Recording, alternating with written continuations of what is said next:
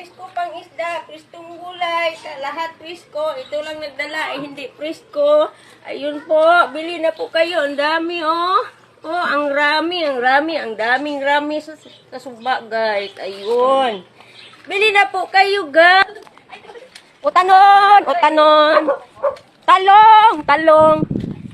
Bili kayo ng gulay ko. Ayun. Dito ako.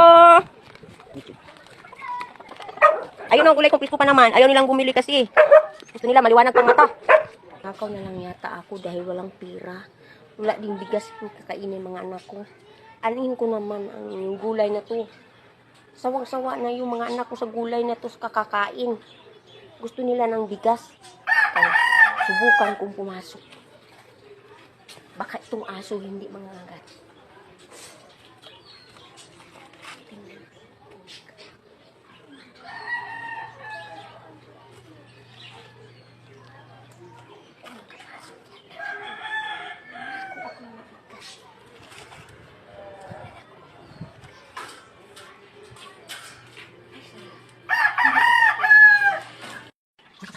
Sa tindahan na sana utangan ko. Kaya ayaw ako papasukin nila. At isa din, walang tao. Ang nandito ay aso lang. Kaya nakapasok ako. Siguro, binigyan ako ng lulong papasok dito para makain mga anak ko. Ay, hindi na ako. Kasi, yung tulo ko, wala na akong magiging. Yung gulay ko, yung tuloy, yung isda ko.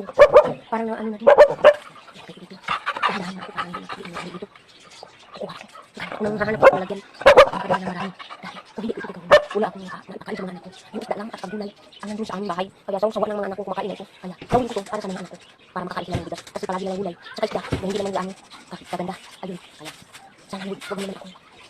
Pabigyan mo naman sana kasi na hindi ako mahuli ng may-ari ng tindahan na ito. Dahil, palagi ako sana humingi ng tulong ng mga utang doon. Ayaw ko utangin. Ayun, na nakahuli ko na lang kaya para sa mga anak ko.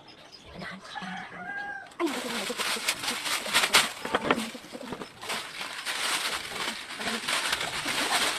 Wala ako mahuli. Hindi ko naman ipagin na. Ikikita ko lang ito para mahuli ng bigas. At saka masarap na ulam.